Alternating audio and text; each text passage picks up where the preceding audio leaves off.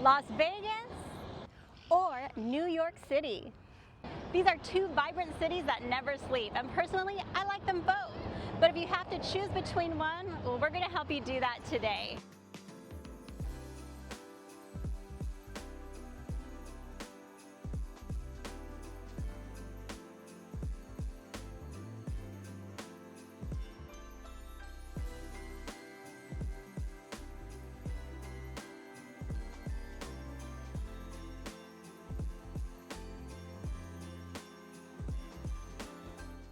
Before we really get started, let's show you the areas in each city that you will be exploring.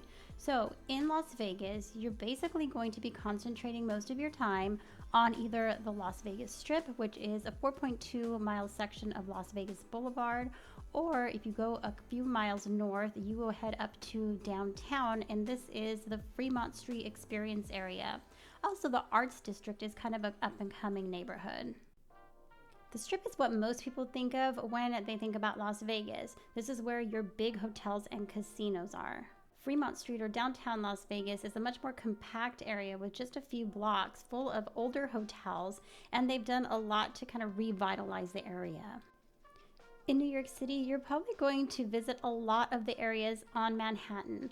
So you might go and head downtown to the financial district, or you might go to Chinatown. There's also Chelsea, Midtown, and Midtown is where you're going to find Times Square. Of course, you go all the way up to Central Park, but you also might go across the East River into the Brooklyn area.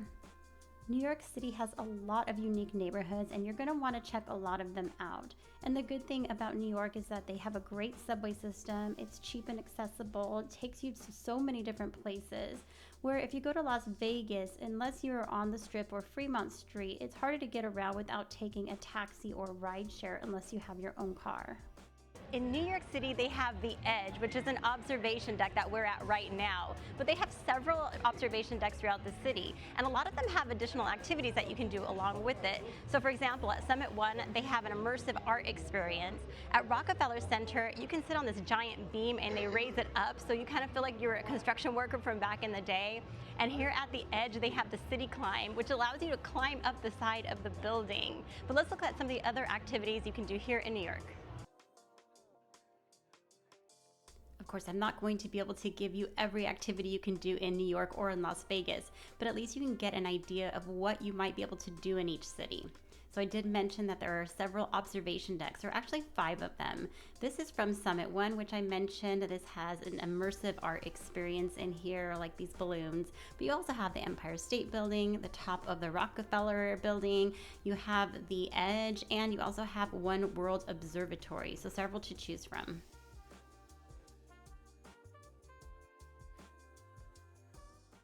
If you are able, a must-do is to walk over the Brooklyn Bridge. I suggest walking it back towards Manhattan so you get the views of the skyline. At sunset, it is even better. It's only about a mile long. You can also check out the Statue of Liberty. You can take a tour over to Ellis Island and to Liberty Island, or you can even ride the Staten Island ferry that is free and just go by it, so you won't actually get up close to it, but at least you can have a view of it. There are over 150 museums in New York City, so you could take an entire trip here and do nothing but see museums, and you still won't see them all. It's a great way to learn a little bit more about history and culture. A walk on the High Line is a lot of fun. It's about 1.5 miles long, and this used to be an elevated freight line. So it's kind of fun because you see some of the train tracks, but they've turned it into sort of like a park area. You'll see some benches along the way, some gardens. It's a pretty neat experience. You can take a pedicab tour in Central Park. Book ahead of time. We booked with Central Park Attractions. It was $30 per person, and it was for a whole hour. So you're not going to pay that $4.99 a minute. But I love the pedicab tour because you can just ride around Central Park and kind of save your feet because you're already going to do a lot of walking. But you get to take in all the sights, and you also have a tour guide that's going to explain a lot of what you're seeing and show you some things that you might not be able to find by yourself.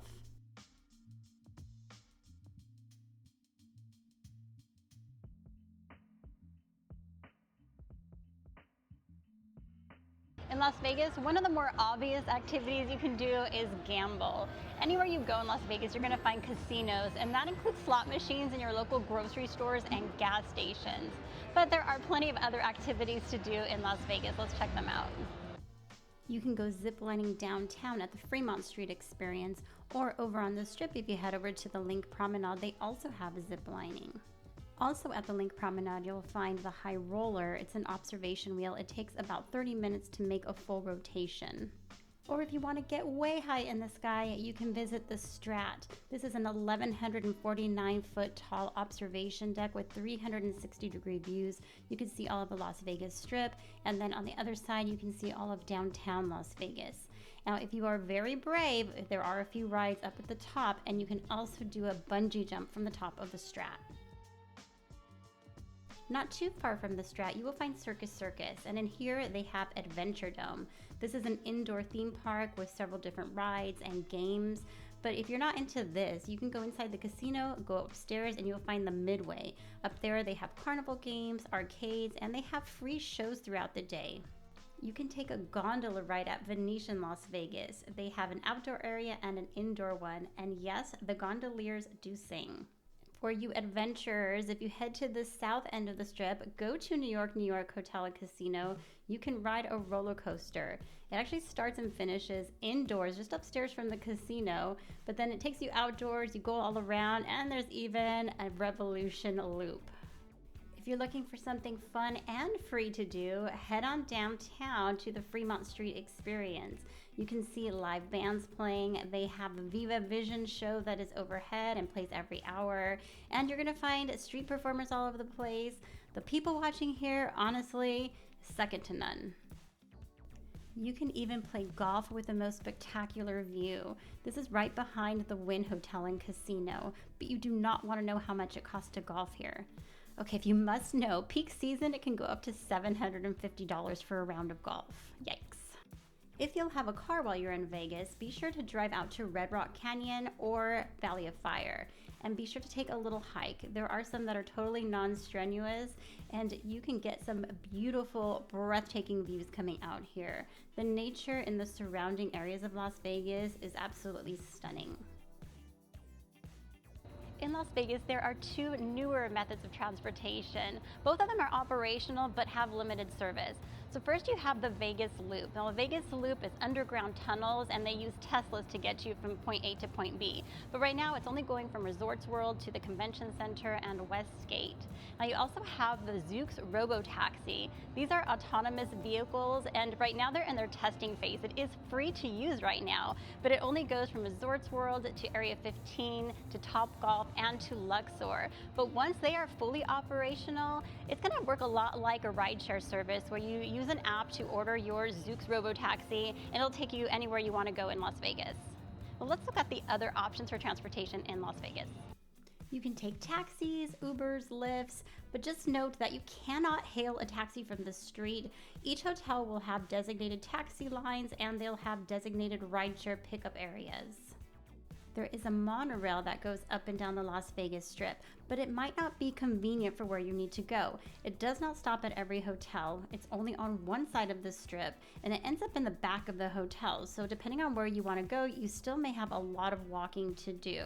It costs $5.50 per ride, but you can get a 24-hour pass for $13.45, and then they have multi-day passes as well. Another way you can get around Las Vegas is by taking the double-decker Deuce bus. You can pay $6 for 2 hours, $8 for a 24-hour pass, or $20 for a 3-day pass. Now it goes up and down the Strip with several stops along the way, and it will take you all the way to downtown Las Vegas or Fremont Street. Now these buses can get very packed at times, and also it may take you a lot longer to get to where you want to go because of the number of stops it makes. One interesting mode of transportation in New York City is the Roosevelt Island Tramway. So you can take this tram over to Roosevelt Island. It just costs the price of a subway ticket. So we're gonna go ahead and hop on, and then we'll show you other modes of transportation here in New York. In New York City, you can use Uber or Lyft, or you can take a taxi. And yes, you can still hail the taxi from the street, or you can use an app called Curb that allows you to book it like a rideshare service. My favorite way to get around New York City is by taking the subway. It's only $2.90 each ride, and it caps out at $34 for the week. And there are stations just about everywhere. You can just use Google Maps to find out where you need to go, what trains to take. Super convenient. They also have the Long Island Railroad system, and they have the PATH train that takes you into New Jersey. They have light rail within New Jersey. So there's other types of trains that you can take that take you outside of the city. But that's not all that they have. They have ferries that take you across to the different islands. So we did show you the Staten Island ferry that takes you over to Staten Island, but this is another one that takes you over to New Jersey, into Jersey City, and they have them that go throughout the New York area. You're gonna find some incredible food options in both Las Vegas and New York City. Well, kind of a dying breed in Las Vegas, it is still known for its elaborate buffets, so you can pay one price and basically eat all that you can. Las Vegas has a lot of celebrity chef restaurants like Gordon Ramsay or Guy Fieri, Jose Andres, and so many more. One of the things that I cannot fail to mention is if you are going to partake in drinking alcoholic beverages, it is legal to have an open container and walk down the Strip or Fremont Street with your alcoholic beverage. And while Las Vegas does have a bit of its own unique food culture, a lot of the restaurants here actually originated in New York City. Places like Gallagher's Steakhouse or Carbone or Rosa Mexicano, they all started in New York City, and then they opened up new locations in Las Vegas. New York is just known for being one of the food capitals of the world, so it doesn't surprise me. And no matter what neighborhood, where you are, you can find some fantastic food. Anything from a nicer sit-down restaurant to just walking down the street and finding a local pizza shop and picking up a couple of slices. In New York City, basically everywhere you go, there's going to be sightseeing opportunities. We came onto Roosevelt Island because we wanted to take the tram, rode some bikes around the island, and we found this old lighthouse here. If you visit Brooklyn, you can go to the Dumbo neighborhood, which stands for the Down Under Manhattan Bridge Overpass. And you can see the Brooklyn Bridge and the Manhattan Bridge from here. And yes, there is a working carousel over here. But you can walk around the neighborhoods and you can see the Manhattan Bridge. This is kind of that iconic shot that you want to take for your Instagram. A must-see in New York is the Grand Central Terminal. While it has so much history to it, it actually still serves as a train station. You can catch subways here, Long Island Railroad, and the Metro North. But just checking this place out and really getting a flavor for what it was like in the earlier 1900s is truly special. And just around the corner from Grand Central Terminal, you'll find the New York Public Library. You should stop in here. It's free to enter. The architecture is incredible, as is some of the artwork around here. Now, interestingly, you can't go and check out books here. It's really for researchers only. You can head downtown to Wall Street. Of course, this is well known for being the home of the New York Stock Exchange, but there's a lot more to see downtown. You'll find the Fearless Girl statue. You'll also find the Charging Bull statue. But of course, there'll be a long line because everybody's trying to get the money shot. Now, there are several other buildings that you'll just want to check out by walking around. A lot of great architecture, historic buildings down there. There's also the Cathedral Cemetery that you can check out. Really historic gravestones, but you can scan a QR code, and as you're walking around, it'll give you information about the different people that are buried here. While you're downtown, you can head over to the Oculus, which looks like this from the outside, but this from the inside. It is a train station. You can catch subways and different trains from here, but it's also a shopping mall. And then if you head out of the Oculus, you're very nearby the 9/11 Memorial, so you can walk over there and pay your respects. There's also a museum there that is very well done. In Las Vegas, you can visit the Bellagio Conservatory. This incredible display is changed out 5 times a year, once for each season and then again for Chinese New Year. So let's take a look at some of the other sightseeing in Las Vegas. At the back of the Flamingo Hotel and Casino, you'll find the Flamingo Habitat. It's free to come back here. You can check out some real live flamingos, and they also have other animals out here too. Now, the iconic Bellagio fountains cannot be missed if you're in Las Vegas. These start at noon every day. They run every half hour, and then starting at 8 p.m., they run every 15 minutes. And they end at midnight, but the midnight show is almost always Whitney Houston's national anthem, and it's absolutely incredible.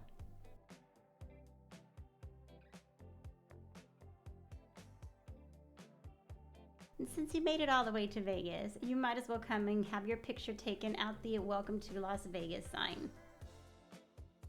If you head back to downtown Las Vegas, you can find $1 million displayed at Binion's Hotel and Casino. And then if you just walk over to the Golden Nugget, you're going to find the world's largest Golden Nugget. There are a lot of little things that you can see here on Fremont Street, and we have a whole video dedicated to the Fremont Street experience, so be sure to check that out. We'll link it above and in the description. You can take a tour of the Hoover Dam. It's only about half an hour from Las Vegas. Or you can take a tour of the Grand Canyon. We did one with Comedy on Deck tours. That was a lot of fun. It's actually not that far, only a couple hours from Vegas to get to the West Rim. And yes, this is a ledge that takes you over the Grand Canyon, and it is glass. And yes, I sure did it, and I even laid down on it. It was a pretty terrifying experience. One of the best sightseeing activities is honestly just walking around and checking out the different hotels. You got to check them out both on the outside and on the inside, because you're going to find some treasures in all of these.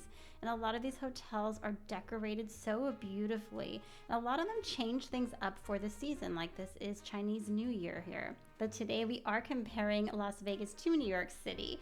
And while you do have New York Hotel and Casino right here in Las Vegas, outdoors you have the Statue of Liberty and the skyscrapers. Indoors you have this whole neighborhood with shops and restaurants, and it feels like you're walking down a street in Manhattan, complete with manholes and little stoops. In Las Vegas, you're going to find entertainment basically everywhere you go. Almost all of the hotels on the Las Vegas Strip have a theater, maybe more than one theater, and they have different entertainment options like production shows like the Cirque du Soleil show behind me, or they have artists that come in like comedians or singers, and there are several big name artists who have residencies here in Las Vegas. But not only that, there are some bigger venues like T-Mobile Arena or Allegiant Stadium, and there you'll find some big concerts that come into town. And of course, New York City is known for their live theater, both on Broadway and off-Broadway shows. But you can also catch comedians in different places, and there are, of course, large venues like Madison Square Garden where you can go and see a game or you can catch a concert.